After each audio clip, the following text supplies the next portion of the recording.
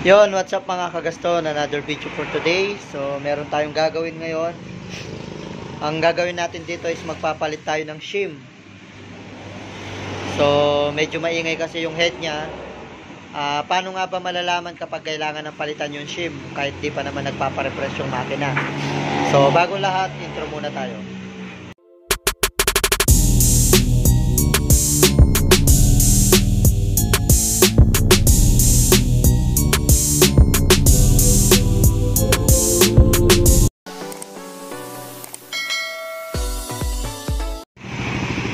So, ayan. Ang odo nito, ayan, 29,032. So, take note po, pagdating sa Raider, wala siyang point dito. Ito yung laging sinasabi ng iba kasi yung isang vlog natin na 99,000 odo na malapit na mag 100,000. Merong nag-comment kasi, sabi 9,000 pa lang daw yung odo, magti 10,000. Wala pong point dito yung Raider 150 Fi. So, kaya alam natin yung odo niya kung ilan na. Ito, 29,000, magti 30,000. Ganito yung tunog ng kanyang makina.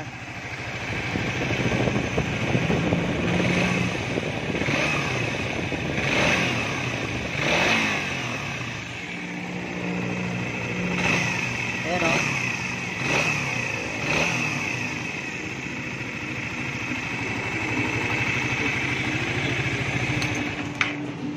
Magti 30,000. Actually, ginawa na natin to last time.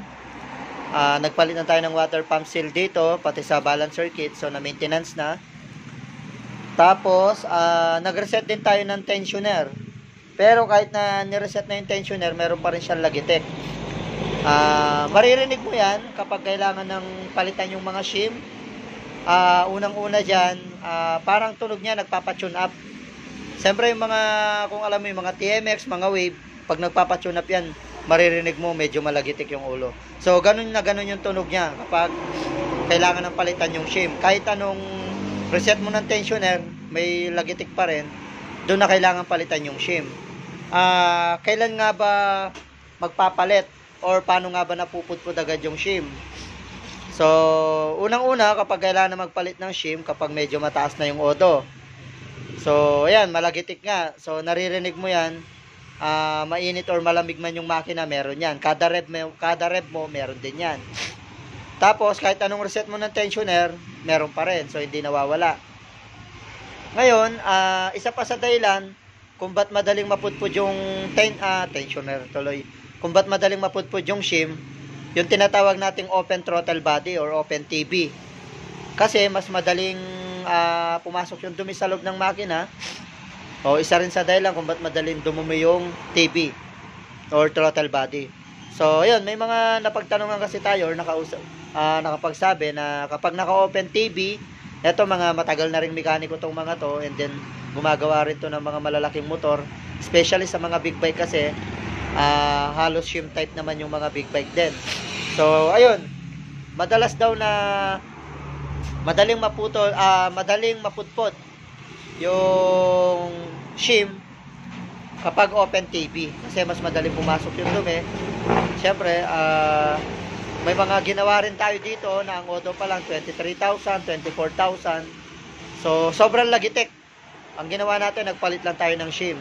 So, sa Raider FI kasi, napansin ko, ang madalas na unang napupudpod yung shim sa may intake, yung dalawang shim sa intake. Yun yung unang napupudpod madalas. Sa mga ginawa ko, yan yung mga napansin ko. Ang odo, 23, 24,000, 25. Doon lang ako madalas nagpalit. Ilan na yung pinalitan natin ng shim.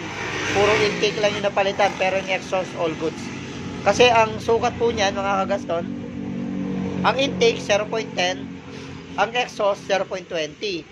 Ngayon, pwede ka magsukat dyan, kailangan meron kang filler gauge. Doon mo malalaman kung nasa tamang sukat pa ba yung shim mo or wala na. Kapag matanda na rin yung motor, yan, medyo napapalitan na rin ng shim or sobrang taas na ng odo. So, yun mga kagasto na binuksan na natin yung top cover. Sa pagta-timing pala o pag-TDC ng Raider 150 Fi, kasi may mga nagtatanong sa akin, kapag nagpalit ba ng tensioner, kailangan bang i-TDC?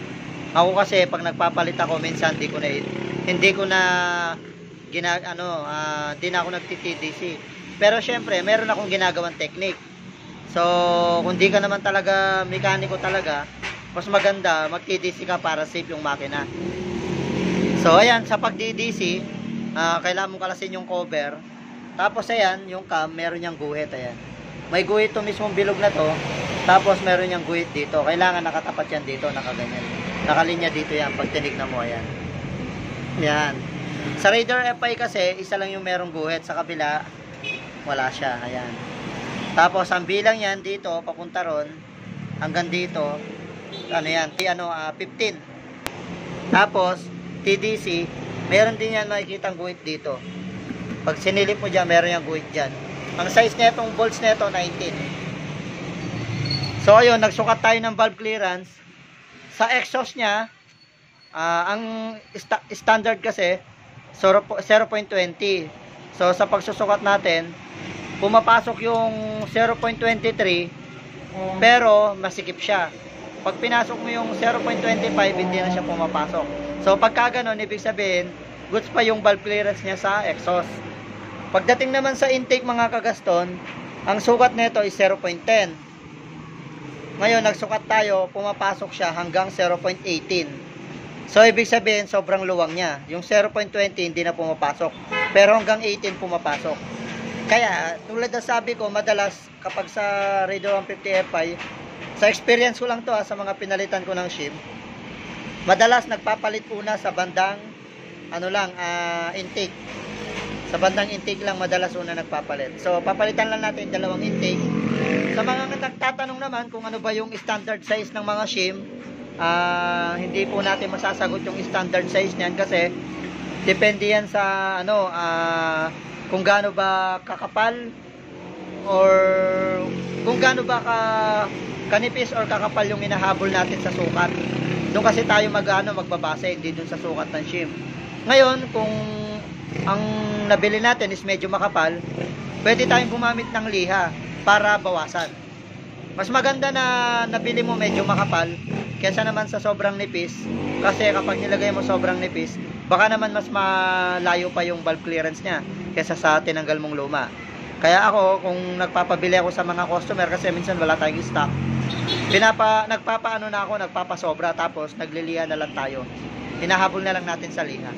So, kapag nagliha ka mga kagaston, mas maganda i-ano mo siya sa salamin para patag yung pagkaputput niya. So, ayun, lilihain muna natin mga kagaston. Tuloy natin yung video mamaya pagtapos na.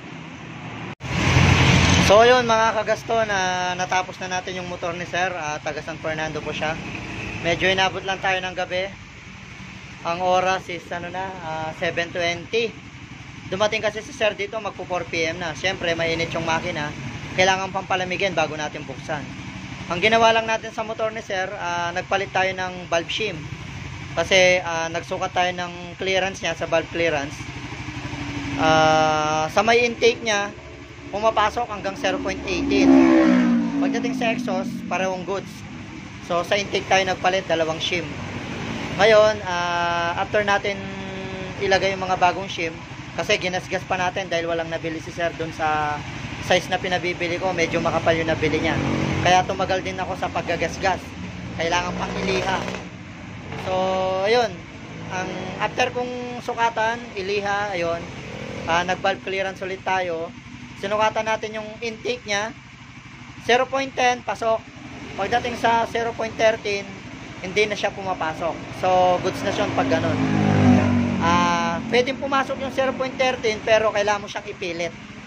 So, ayun, ibig sabihin, goods na yung valve clearance ni Sir. Yung 0.10 kasi, kailangan medyo sumasabit siya ng konti. Yun yung tamang pagsukat ng valve clearance. Ngayon, para di naman kayo mahirapan sa pagsukat ng valve clearance, pwede rin kayong gumamit ng filler gauge. Sukatan nyo yung lumang shim, tapos yung bagong shim. Kumbaga, pwede rin kayong magbase doon. Pero ako kasi, parang tensiometer na lang ginagamit ko. Ang pinakapanukat ko na lang talaga yung filler gauge. So yun, hanggang dito na lang yung video natin. Ito na yung tunog ng makina ni Sir. Kanina, asin sobrang lagit eh. Talagang maririnig mo, Andar, minor, kada gas, meron.